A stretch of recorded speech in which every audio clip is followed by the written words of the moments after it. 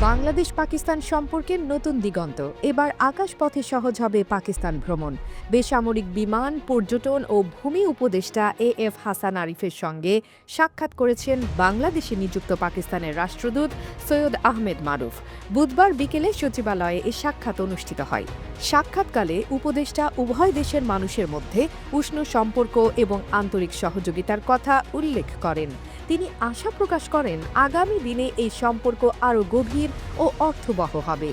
এ সময় উপস্থিত ছিলেন বেসামরিক বিমান পরিবহন ও পর্যটন মন্ত্রণালয়ের অতিরিক্ত সচিব আব্দুল নাসের খান এবং পাকিস্তানের deputy high commissioner Mohammad Wasif.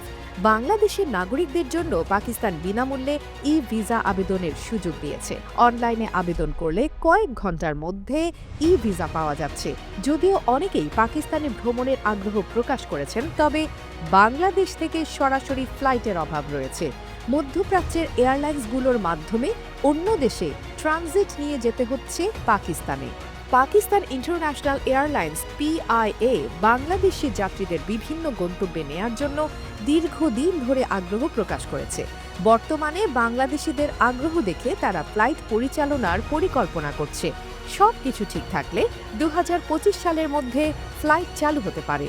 AB news desk report.